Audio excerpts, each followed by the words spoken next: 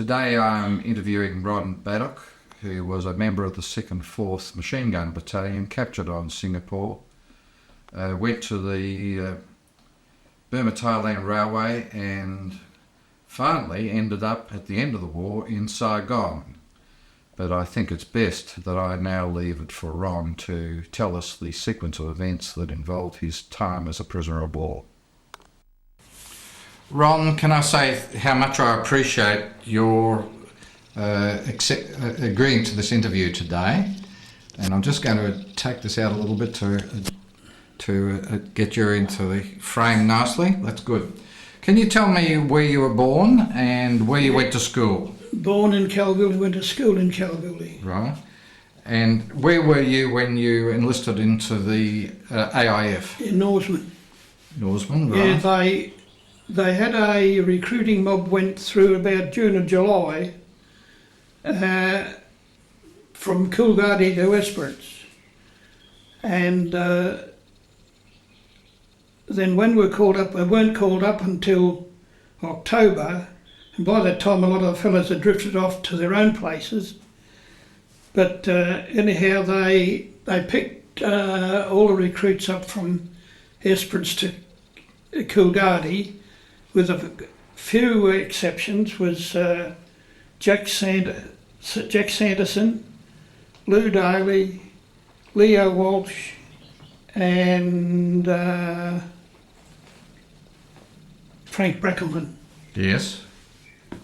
And they were there only for we went down to Claremont, was the main recruiting place then. Yep.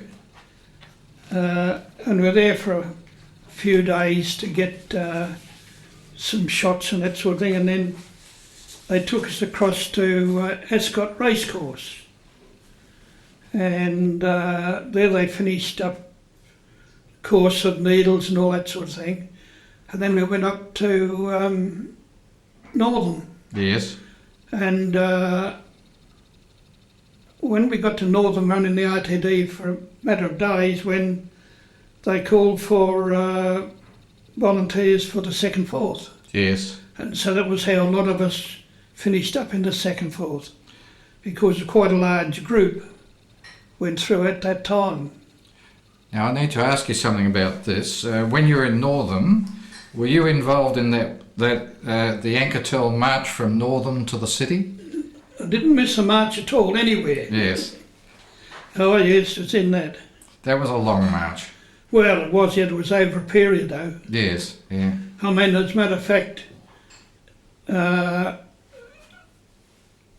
just in the course of training, the weekend that the battalion was in camp, it always took us on a route march, and they got steady bigger.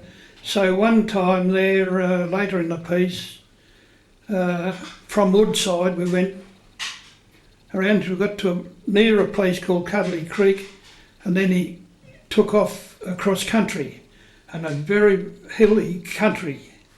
And altogether that day we did about 40 miles, because we went through, we got Waterfall Gully, I think, that we had a feed, and then back to Woodside by road. Yes. And I worked out it was the best part of 40 miles.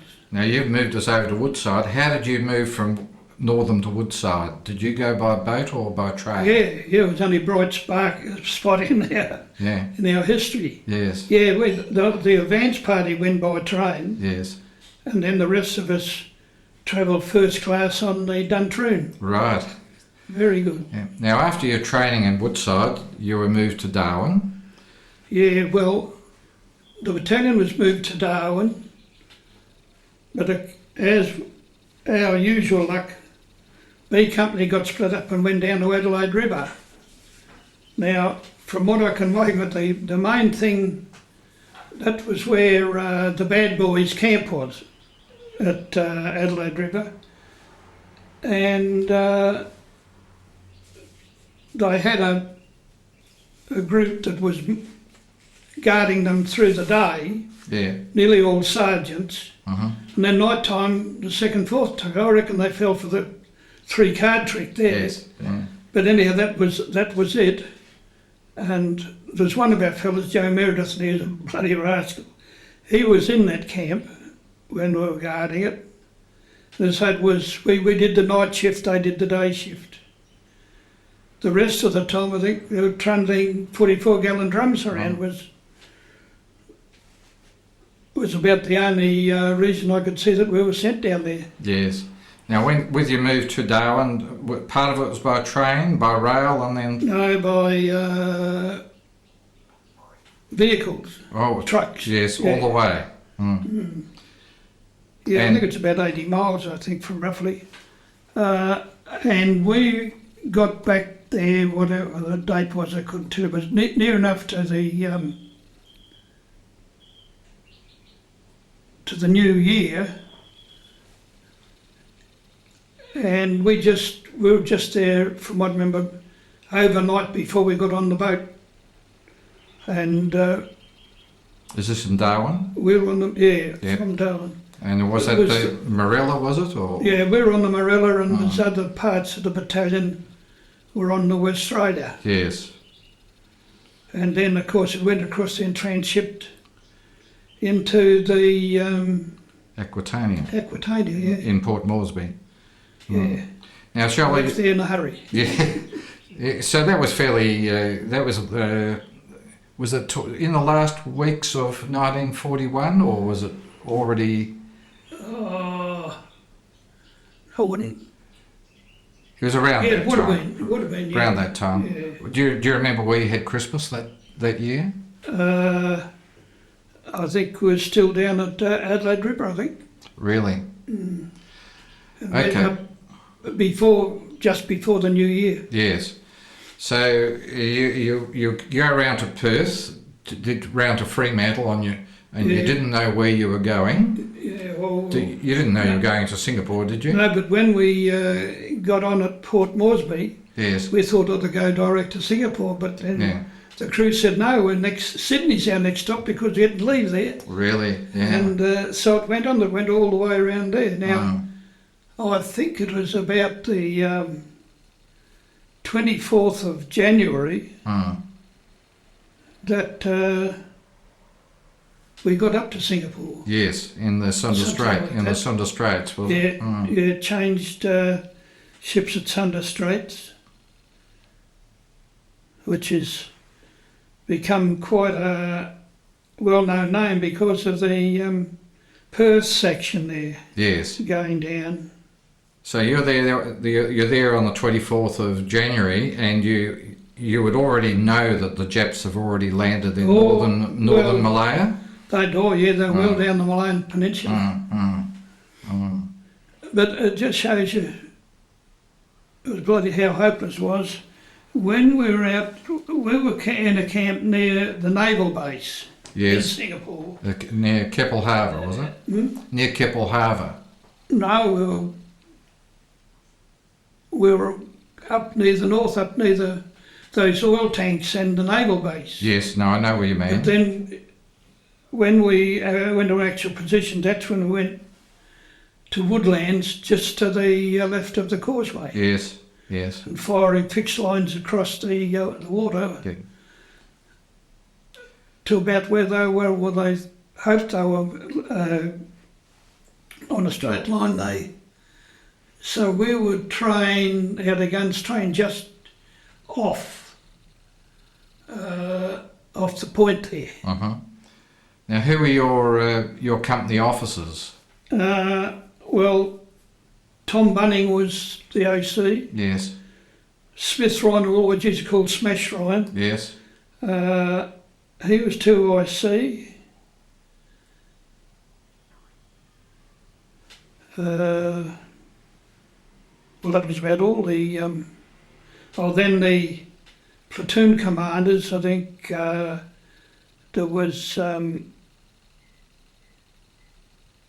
Saggers with A Company, Bunning with B Company, I think Jack Thompson, no, Colin Cameron was OC C Company, and what's his name? He's a major. Gee knows names when it just won't come to me. It'll come, yeah. Just, you did mention Colin Cameron. Yeah. What sort of an officer did you consider Well, him to be? from my, or our point of view, he's quite a good bloke. Yes, yeah. Yeah. Quite a good bloke. Yeah. Koff was the, Yeah. Major Koff was the OC Don Company. Yeah. Now, Saggers was later taken away and commanded the special battalion, didn't he? Yeah. Mm. Well, I said it was a battalion, but I think it was mainly a company. In our ken, it was referred to as E Company.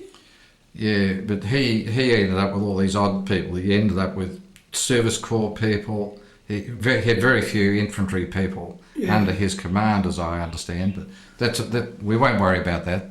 We'll get that in But he was time. very cut up about not getting leave in Fremantle because he would see his house from the boat. Well, I would feel like that too. Or Yeah. I think everybody would. Yeah, And obviously ours did too, yeah, because yeah, we're like rats leaving a ship, yeah. leaving a sinking ship. But you still had about 100 of your guys that went over the side and shot through, didn't they? Yeah, well, I was amongst them, but it was only a few that got left behind. And Yes. it was, you know, they talk about MPs, but there was a group of them were walking down Fremantle Street, down the main road, I think, and a military truck pulled up. Yeah. They said, "Hey mate,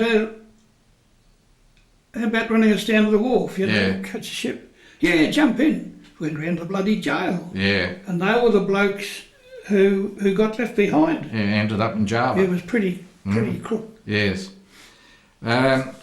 Now, I imagine that when you arrived in Singapore, the place was hectic amount of activity, was there? Or? What was that? When you arrived in Singapore, Yeah. because the Japs had already landed in northern Malaya, Yeah. that there must have been a lot of activity going on in Singapore. Well, of course, we didn't see much of it. We were taken from the wharf across to the train. Then we did a certain run on the train, Yes. and then the old heel and toe from then on. Yes. Yeah. So really, we didn't see much of Singapore at all then. Yes. Yeah. And even when we got into our Woodlands way, we didn't even know which way Singapore was. No. No. And yet we sat on our bums for a week Yeah. and did nothing. Yeah. Now, were you a machine gunner? Yeah. What was the main machine gun that you were issued with? Oh, Vickers, There was a Vickers, and what was your position on it? number one. You're the number one, behind the gun and aiming it. Yeah, there was Lou Daly was the number one. Tiny Gray, myself, and Jack Wheelock, I think, was number one gunners. Yes, yeah. But of course, Leslie, my number two, he was one that got jailed, so he didn't make it. And so Leo Walsh, I knew quite well, and he was a locksmith for Sandover, you know, their Chubbs man. He finished up number two, and like we retreated out of Mandai, and then we were called back into it again, and we hadn't been back long, and we had a runaway gun. But about that time they called for swinging Travis, and anyhow the lock has they had a habit of doing. She just ran. Well, that was all right. Could just go with a swinging Travis without the trigger sort of thing. Yes. And in the meantime, Leo Walsh was sitting there repairing the lock. Yes. But then it was all to no avail, because when we retreated from there and got all our gear in the truck, and of course couldn't get out, and they tried to destroy the truck, and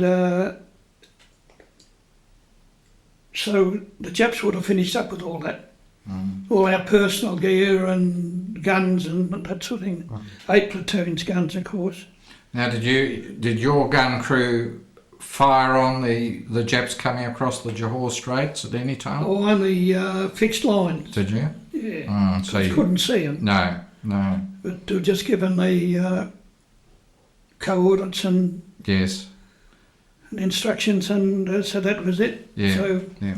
I think we knocked off all our ammunition, but I won't. You know a bit about Vickers, do you? Yes. You know the belts and inner box. The belt. I was going to ask you whether. Yeah. Well, one of our officers, I won't mention his name, but Jack Sanderson had been transferred from 8 platoon to 9 platoon as a sergeant. Oh. And because he's a pretty good bloke and quite intelligent, Sandy. Yeah, it brings back memories because I was walking around with the three from Kalgoorlie because Frank Brackelman went to Don Company. So the other three came to B Company, and I used to go and leave with Jack Sanderson, Lou Daly and Leo. And so, you know, knew them quite well. Jack Sanderson was the outback traveller for Sandovers, or Harris Scarf and Sandovers at that time. And his run was from Walloona to Esperance. Periodically, not all the time, you know, you go up to Menzies and those places and so on, but that was his forte. So he had his car pretty well. He had a little refrigerator before there was refrigerators, I think. Yes. In the boot. Right. Let's get back to the Japanese invasion. Where were you actually when the surrender took place? In the perimeter around Singapore. Were you? Oh, you were right back that far. Oh yeah. Well, they regrouped and put us in position after we came from Mandai back to the Botanic Gardens, and that was evidently where the battalion was stationed. We didn't go far to where the perimeter was. Well, I think that was only face saving, I think, anyhow. They'd have just walked through us. So how did you get from where you surrendered and where you were assembled out to Selarang Barracks? Walked all the way. Now, were you part of the party that were forced to stand on the side of the road and watch the Japs come through with their tanks at any time? No. So how long, when you were in Singapore after being captured and before you were sent to Thailand, what work did you do, or where did the Japs make you work? Well, as I say, we were over in Johor building this memorial. Yes. Then we went back to Adam Park and we worked on the golf course. Now they make that a feature, and they built just off there they built a Like a memorial. temple, I suppose. A temple. Yes, I was going to say, I said a memorial, but Yeah, well, temple or memorial. I suppose it was a memorial. Yeah. In a sense. Yes. But And which other it camp? wasn't bad, but we didn't think it was too good at the time. But when you look back, it wasn't bad at all. Yes. Now, there was. In my own mind, I get a bit confused. Was there an Alf Koff? Yeah. And there was Major Goff. No, Alf Koff was the major. Oh, Alf Koff was the major. Yeah. And there was another person by the name of Goff, wasn't there? Tommy Goff. Tommy Goff. Lived in Leaderville till Yeah, that's recently. Yeah. Okay. I think he was born in the house that he died in, I think. Yeah, so Major Goff, was he a good officer? Oh, he looked after his men better than anybody else, I think. Yes, yeah. I mean, he wasn't hidebound by regulations. Yes, yeah. You know, at times they go on a route march and he'd give them 10 minutes in the boozer or something like that, which none of the other officers would. Yeah. Well, But yeah, I think he was, well, of course, he finished up when Mick got bowled over. He finished up 2 IC then. yes. I think. Yes. Green took over, and Major Green took over. yeah, and Alf Cough went as his 2IC. Yes, yeah. Okay, now between the time that you're out at Celerang, where were you on Singapore Island until you were chosen to go to Thailand with D-Force? I would have been back at Celerang, I'd imagine. Most of the time. Yeah. Because that's about... Were you there when they required everyone to sign the non-escape? Yeah, we were in Adam Park at that time. Were you? Yeah. And did they, just sort of hold the gun at your head and you had to sign it? And Yeah, well, of course, we were at it. That's what brought up the Changi Square incident. yes. They put all the blokes, as you probably know, brought everybody back, and they... Well, they put about 15,000 people in there, didn't they? That's right. And it was in the just old... what they could carry. Yeah, it was in the old Gordon's barracks, wasn't it? Probably would be, Yeah. Now, do you remember when you were chosen to go with... How were you chosen to go to Thailand with D-Force? By default, I suppose. Yeah. Unlucky. Yeah, well, of course, at that time you'd be looking forward to a change, Yes. to get away from our routine. But it wasn't luxurious travel because the iron, made of iron, and most of the time they kept the doors closed, but they got very, very hot. Yeah, these were the carriages that they put you in. Yeah, well, they're actually goods vans. Yes. Do you got an idea how long? Were they 20 feet long? I don't know, but I think there was about a platoon jammed into them. So you put about 30 men in each Yeah. one of them. Yeah. Do you remember who was in charge of your group? No, I just can't think who was a sergeant then. Yeah. Were there any Japs in with you? Was there a Jap guard in with you? Well, yes and no. They appeared and they closed the doors and that sort of thing. Oh. But no, they really didn't worry us as far as that's concerned. How did you attend to your ablutions while you're on? When you could. Yes. Well, there wasn't any ablutions except when they pulled in, the train pulled in, it was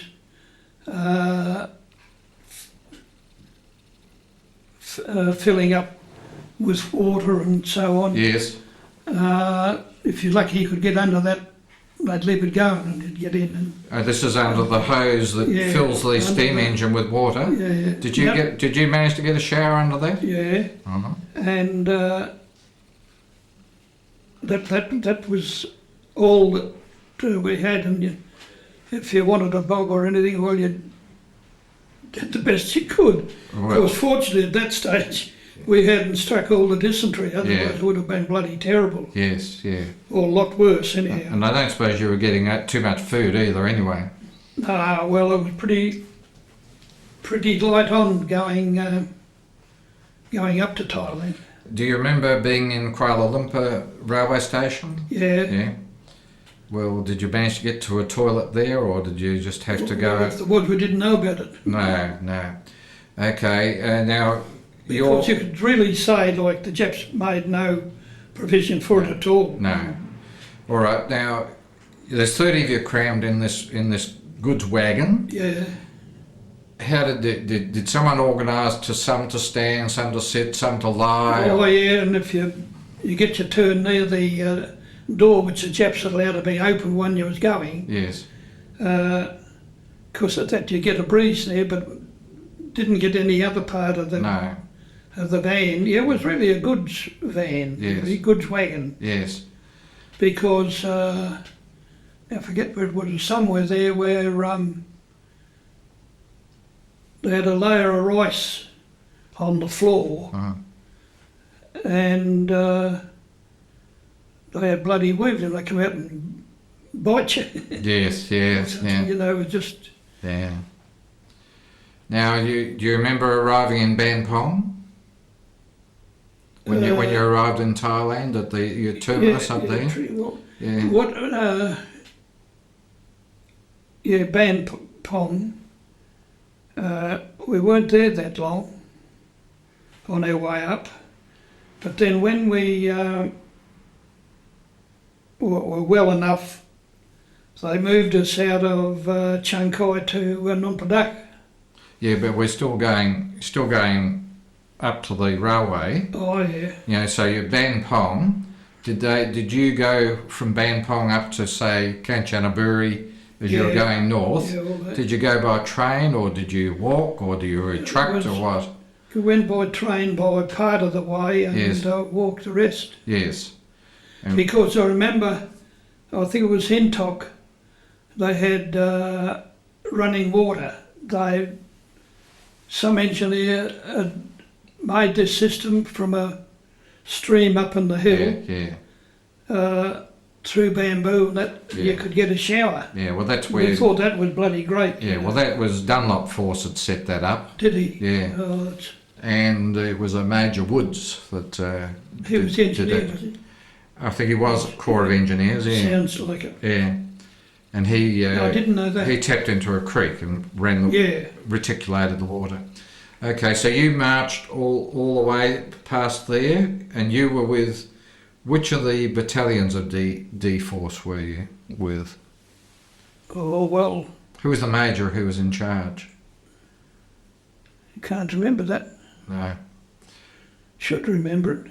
Oh, well, you might come back in a moment. But yeah, So you marched through... Where was the first place that you started, the Japs put you to work? put you to work. Yeah, where did they put you personally to work? On the railway? Oh, on the railway. Yeah. Within a day or so, I'd say. Yes, but where? Were you past where this point where Dunlop was? We were left in Canberra for a while, and we were on maintenance of the line. That was when you linked up with Captain Harris, was it? Well, that would be, yeah. Yeah. Oh. What our job there was mainly night shift, was getting all the gravel and stuff out of the river and putting in trucks, and then they'd use that for ballast. Really? Yeah. And some of us would probably go out with that lot and reballast where it was required. Yes. We didn't have to make the decisions. The Japs would have foresealed it. They were no trouble then neither. So this is at Kanchanaburi? Yeah. And you were how did you get this sort of gravelly soil out of the river? Oh, just... In baskets or what? Yeah, down baskets and chunked sort of thing. Yes, yeah. Never saw too many shovels, but it's all the chunked, you know. Like Yes. The natives used it for everything. Yes. All digging and that sort of So thing. how long did you stay in Kanchanaburi doing that work? Oh, 2 or 3 weeks, I suppose. Yes. And then how did they move you further north from there? Well, I think I'm not sure about that, but, we didn't walk, but it would have been by truck, I think. Yes. Do you remember crossing a river at any time?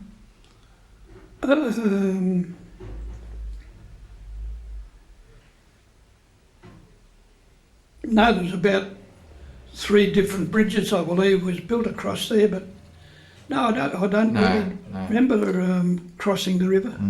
All right, so now you're still with Harris's party? Did you? Well, there wasn't a Harris's party at that stage. No. That we knew of. No. And it wasn't until Kinsaya that we really met up. He was known as Horsey Harris. Yes, yeah. And... he wasn't a 2nd, 4th machine gunner, was he? He was another corps, yeah. But he wasn't a bad sort of fella either. Yeah. Took a lot of ruffling. Yes. So you're in Kinsayak, or Kinsayo as you pronounce it, which is the proper pronunciation. You became ill there, did you? Yeah. Yeah. I was pretty crook, but then was only within a week, I'd say, that I was moved down to Chungkai. Yes, yes. And I was mucking with Lloyd Haddon and he was fit enough, and they, I think under Harris, they moved north, further up. I don't know what. But you didn't go with them, did Just you? no. Oh. No. Now, No, by that time I would have been in Chungkai. now, when you said you were not well when you were in Kinsao, there wouldn't have been an Australian hospital then, so you must have been in a British hospital, were you? Well, was in Or a hospital. hospital hut or RAP or Yeah, medical well, hut. Was just one of the huts, and when you was that crook, you couldn't give a bugger, and Yeah. it was a pretty low ebb. But you told me that there was a doctor there that you remember his name. Butterworth. Butterworth, yeah. And he was a Pommy. Yeah, well, he's Yeah. a Scot, really. A but, Scot. Yeah. The Scot would point that out anyhow. No, Yeah. I'm not a bloody Pommy, I'm a Scot. Right. Now, because of your illness, you were shifted from there down to Chungkai. Chungkai. Now, you earlier told me that you didn't remember going down by barge, but we both know that Murray Ewan in his research Yeah. has identified that you did go down by barge. Yeah, well, I probably didn't know much about things then anyhow. No, well, I think that's perfectly understandable. Yeah.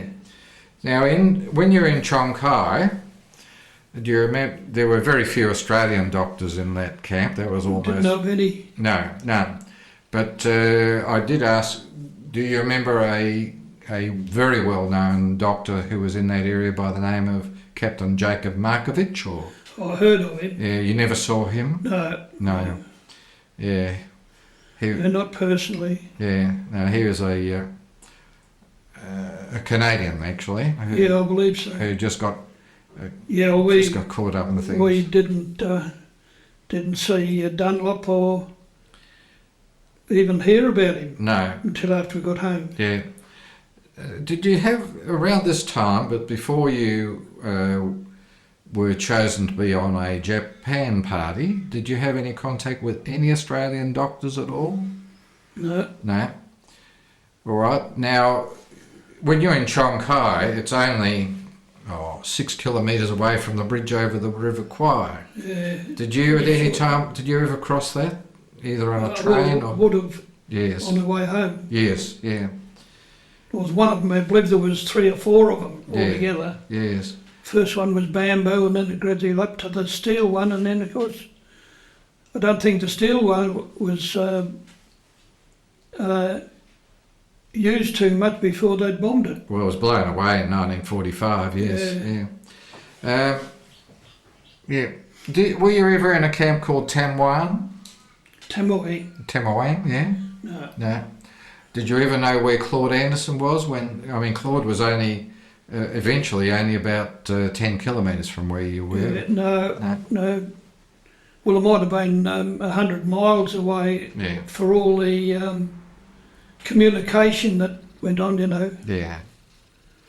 Some of them were quite close together, but you didn't know anything about them. Did you get good treatment in Chungkai? Oh, yeah, we didn't see any, well, only saw Jap guards and that, but purely under our own administration. And, Yeah. Oh, yeah, Chungkai wasn't a bad camp at all, except that most of the blokes were, well, they were all pretty crook. When they went there, then most of them recovered. And I think that's where the party that went on Badock was formed, which could have been Harris's, I don't know. Yes, yeah. So when did you recover your health while you were there? Did your health improve while you were in Chungkai? Yeah, markedly. Now, did you know at any time that they had chosen you to go on a Japan party, or did you have no idea where they were sending you at any time? No, except by hearsay that we were following a pattern. You know, you're going to finish up in certain camps along the way, and then on a boat bound for Japan, because they're nearly all going to Japan at that stage. Yes. But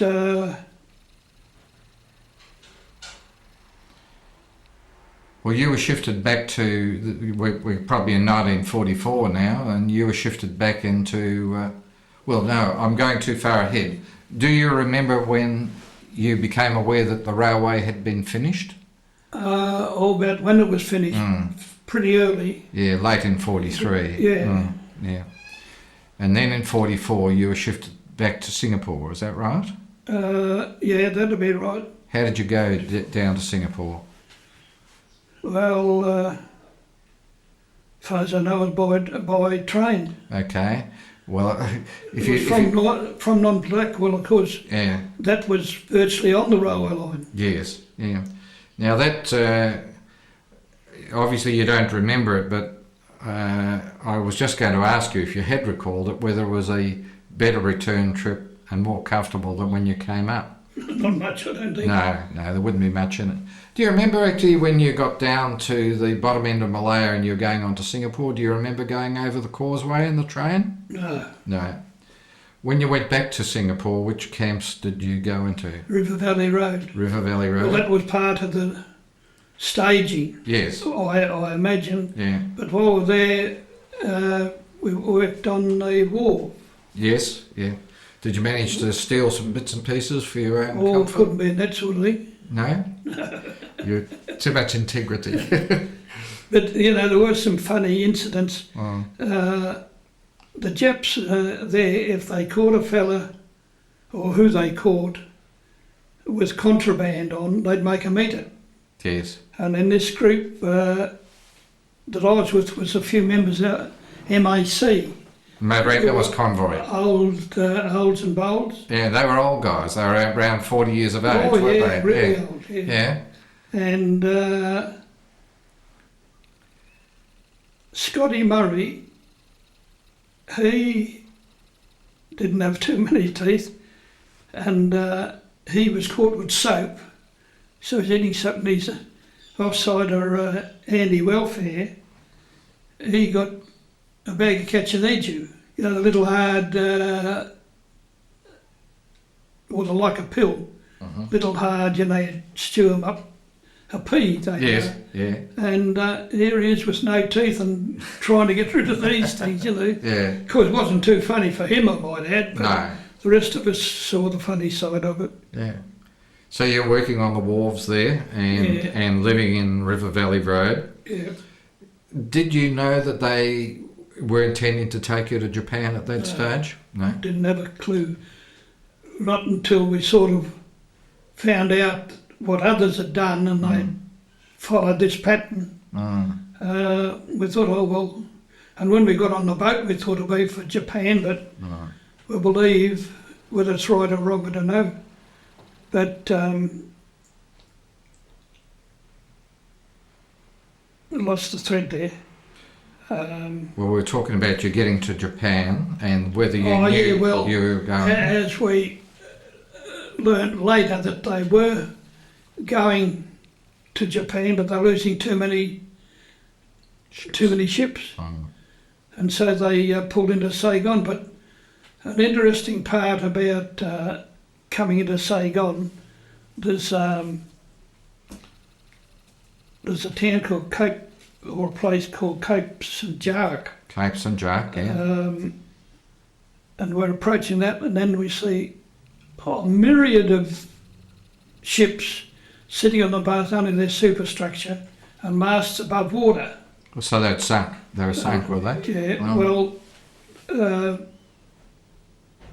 POMs in the camp were saying, yeah, well, they were working on the aerodrome, and they were, they parking planes, and they were building blast walls around them.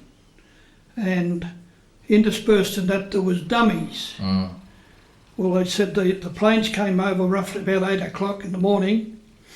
The first thing they did was to go and bomb all the planes and virtually no dummies. So they had good information there. And then, that's what they said, they cleaned up there and bombed the aerodrome, and then started on the shipping.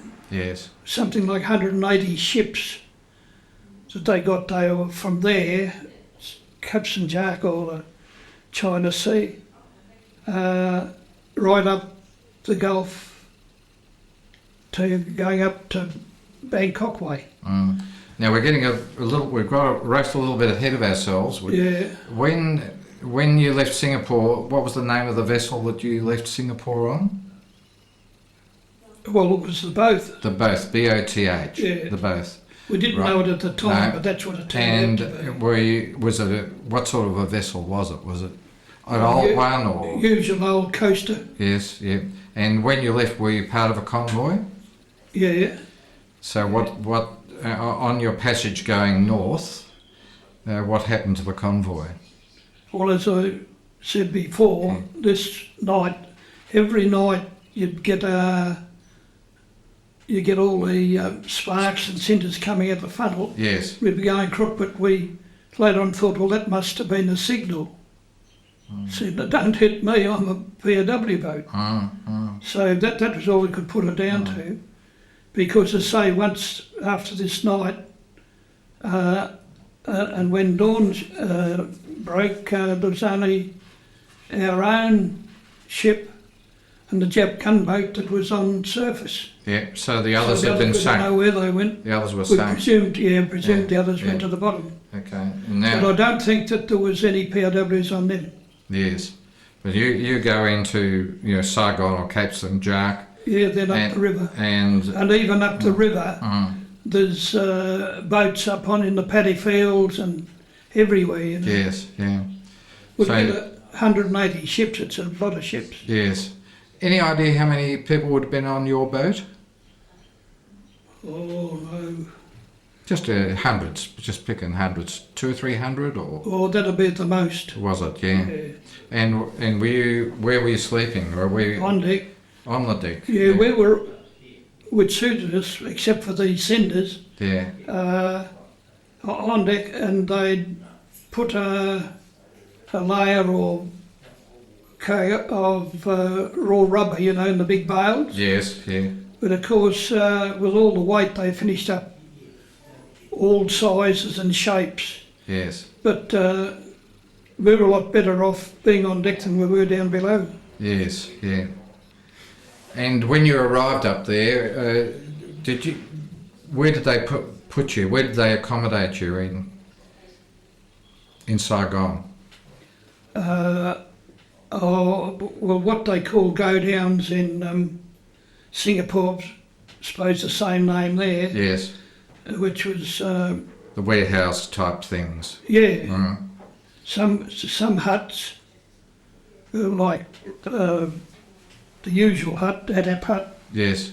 or in the go-downs, but there had been English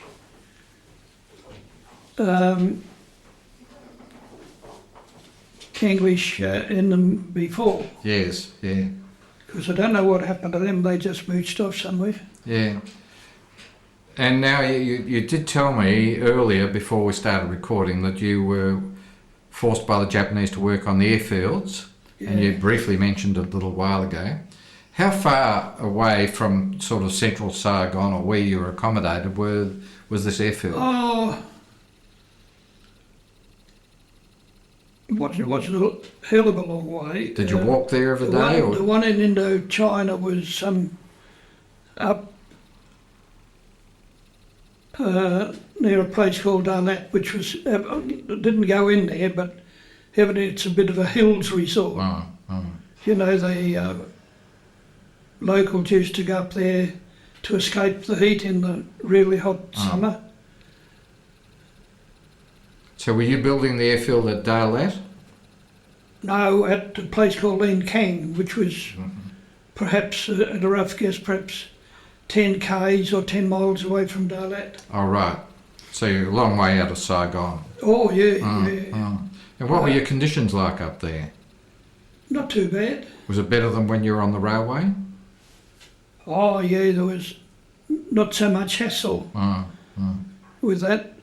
Well, what happened, as I said, we were in Kanchanaburi, we were shoveling, the water wash for the ballast. And up there we were getting the rocks out of the river, and getting them onto the bank, and then the locals would load them onto carts, and then they'd go, I suppose it'd be about a mile in where the strip was being built, and then they had the women there laying the rocks. Yes.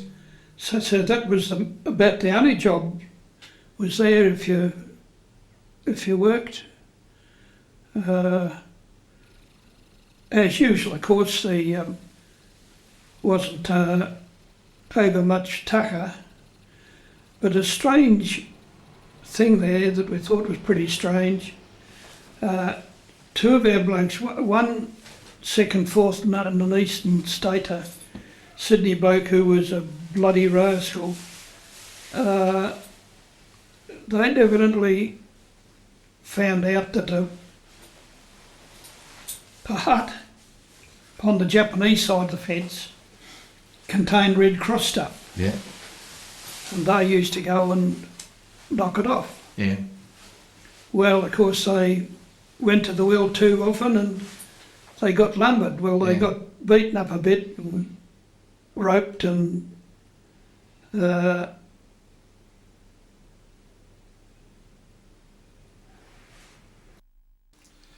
it's unfortunate. You'll notice from the last couple of frames that our camera was misbehaving, and I had to terminate the interview with Ron, and now I'm just adding a conclusion, and hopefully Ron will grant me the indulgence of another interview at a future date, and I'll probably have to buy a new camera for that. But just to finalise, when the war was over, Ron was still in Saigon, and he was moved by air from Saigon through Bangkok and down to Singapore. From Singapore he then boarded the vessel, the Highland Chieftain, and he was moved to Sydney, from Singapore to Sydney, then by rail from Sydney to Adelaide, and finally he returned to Perth by air, and he was finally discharged from the army in February 1946, and that'll conclude this attempt at recording Ron's POW history.